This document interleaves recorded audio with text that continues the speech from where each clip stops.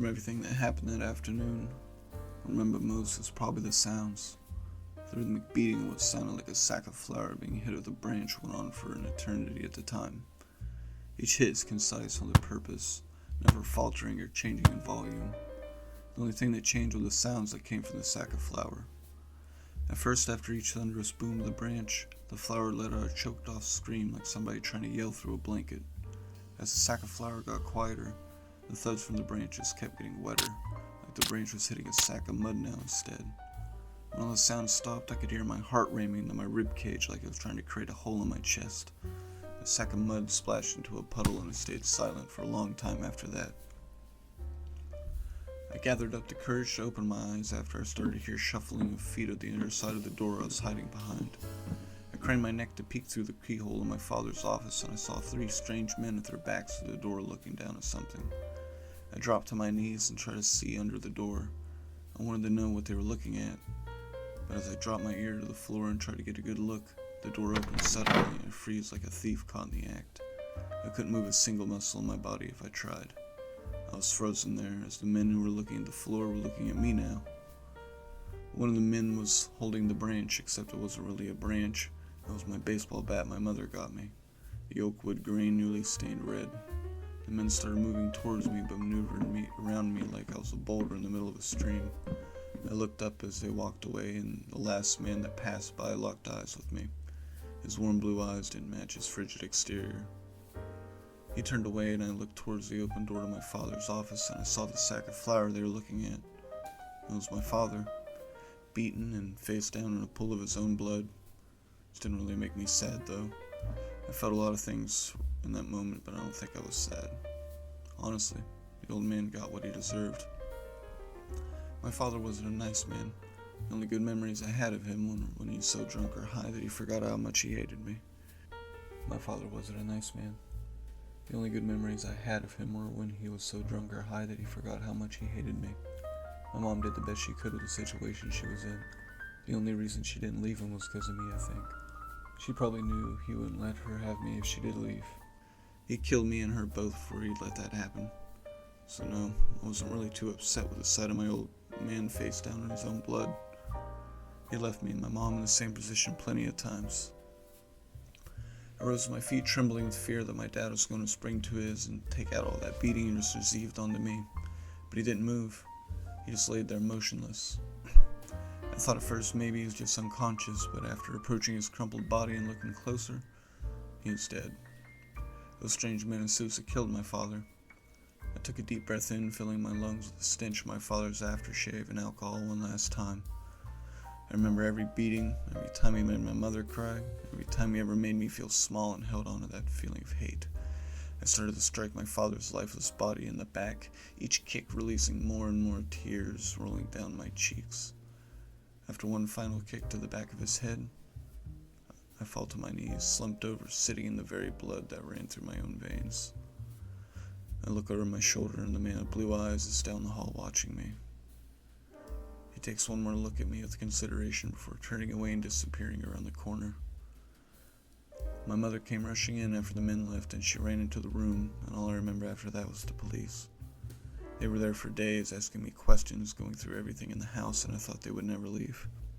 Some of the cops started pulling up the floorboards of my father's office like they were looking for something, but I don't think they ever found what they were looking for. My mother and I had to stay at the police station for a few days after that, and in that time the police interrogated my mother every day, trying to squeeze every bit of information about my father out of her like a lemon. On the last day that we stayed in the police station, the cops had me do something that would change the course of my life and my mother's. They led me into a small room with a window. On the other side of the glass stood 5 men. They all looked similar to one another, but each with distinctive features that made them stand out just enough. The last man in line stood out to me most, though. I'll never forget the face of the man who saved me from my father, the man with warm blue eyes. I was young, but I wasn't stupid. I knew what the cops wanted me to do. They wanted me to tell them if I recognized any of the men to be the one who killed my father. Apparently, I was the only one who saw the men that day up close. I looked over the 5 men, trying to figure out what the right thing to do was, trying not to spend much time looking at the man with warm blue eyes.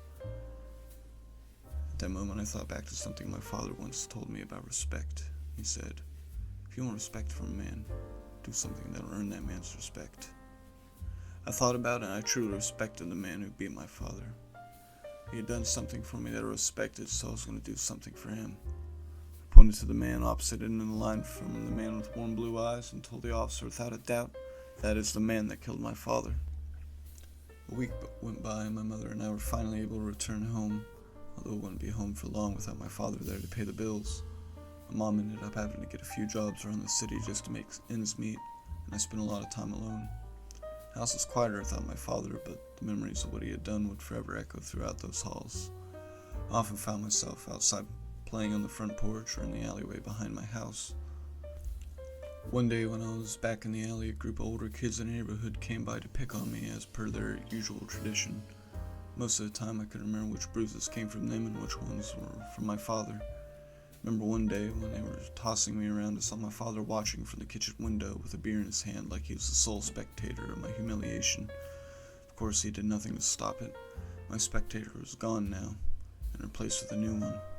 As kids hit me, I saw a familiar set of warm blue eyes watching from the other side of the alley. I heard a loud bang, and the beating suddenly stopped. The boys scurried off like coyotes being chased off by a bigger predator. Before I knew it, the blue-eyed man was standing over me with his head end outstretched. He helped me to my feet and brushed me off. He then said, "Those kids a problem?"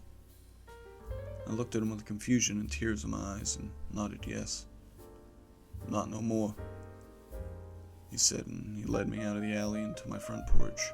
The man looked to his left and then to his right and said, "Your mom home, kid?" I shook my head no, and he sat down on the stairs leading up to my front door and gestured for me to join him. He removed the gray fedora from his head and laid it on his lap, and he lit a cigarette. He inhaled deeply and let out a cloud of smoke from his nostrils. We sat there for a minute in silence. "You know what you did for me, kid?"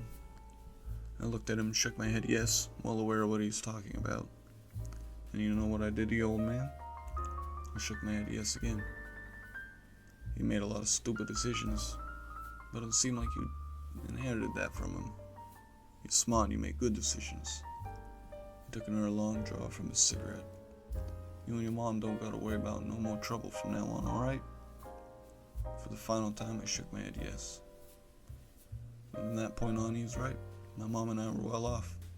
She was able to quit most of her jobs, and I spent a lot more time at home. The boys that picked on me were scared to even look in my direction, and there was always a man in a suit nearby everywhere I went, making sure I was alright. They were like my guardian angels. Well, time went on, and I got older, so I started to see the world around me for what it really was. I found out who the men in suits were, and I learned why my father was killed that night, so many years ago. The men in suits were part of a crime family in Liberty City, a mafia, if you will, called the Raghantis. Remnants of a time gone by of Tommy guns, prohibition, and organized crime. My father had borrowed money from them that he never intended on returning. Well, you know how that played out. The boss, it turns out, was the man with warm blue eyes. His name was Tommy Raghanti. Tommy treated me like a son and did everything he could for me. I loved him more than I ever loved my own father, and I would send another 100 innocent men to prison if I had to for Tommy. My mom died when I was just turning 20, and it messed me up pretty bad. By that time, the only friends or family I had were the Raghantis. They took me in and treated me as one of their own. Before I knew it, I had my own suit and my own respect to go with it. Did anything Tommy needed done, and I mean anything. I've hurt a lot of people, and I've killed a lot too. Wasn't a line I wouldn't cross. Well, one day I came back from a job and went into the house looking for Tommy. As soon as I opened the front door, I was assaulted with a stench of gasoline. So intense it made my eyes water. I stepped inside and my foot landed right into a puddle of gas. I looked around the room and saw everything soaked in it. I called out for my pseudo-father, "Tommy!" And as the last letter left my lips, I felt a sudden scorching heat all over the front of me, and I flew back out of the doorway. It exploded and I was the only one left alive. I got to my hands and knees and watched everything burn to the ground, and this time I wept for the loss of my father. It wasn't long before I started to hear sirens on the way. I gathered myself and took off into the loneliness of the night. without a family for the second time in my life. And no one there to support me or protect me anymore. No resources, no money, nothing. I broke into a car a few blocks away and hot-wired it to life and got out of Liberty as fast as I could. I didn't stop until the car ran out of gas and I had to take another one. I just kept running and running until I hit the other side of the country. I thought about stealing a boat and just sailing off to the ocean just so I wouldn't have to stop going this direction. Something in me was just in flight mode and I had to get away. In the distance, nestled to the ocean, I saw the city of Los Santos. Tommy talked about this place a lot and he said he did business out of here from time to time. Maybe I didn't have to run anymore. I could stay here.